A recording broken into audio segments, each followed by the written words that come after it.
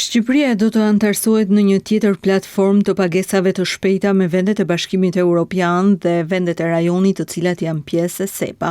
Guvernatori Genseko tha se zbatimi pritet që të nisë në muajin nëntor dhe do të ofrojë pagesa të cilat do të realizohen në kohë reale në 24 orë në 7 ditë të javës. Ky sistem pagesash do të funksionojë me komisione minimale, duke i kursyer qytetarëve dhe bizneseve shuma të konsiderueshme.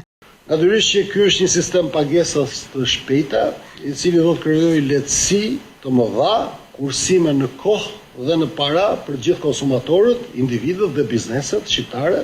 Individët do të kursejnë rreth gjysmë miliardi lek, ndërkohë bizneset do të kursejnë 1 miliard lek në vit. Pra këto janë kursime të konsiderueshme, si në nivel ekonomia, ashtu në nivel individësh dhe biznesi, nga implementimi i këtij sistemi.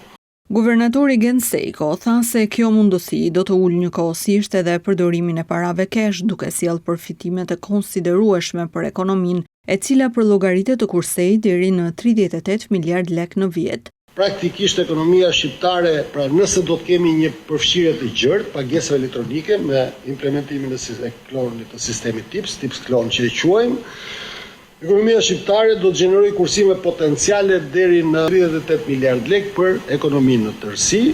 Ky është një parashikim nëse do të ketë një përfshirje të gjerë, pagesa elektronike pasi ne do të implementojmë, do të jemi live me sistemin TIPS klon. Me hyrjen në përdorim të TIPS klon, pagesat elektronike në Shqipëri do të kryhen në kohë reale, duke afruar vendin me standardet e Bashkimit Evropian në fushën e shërbimeve financiare.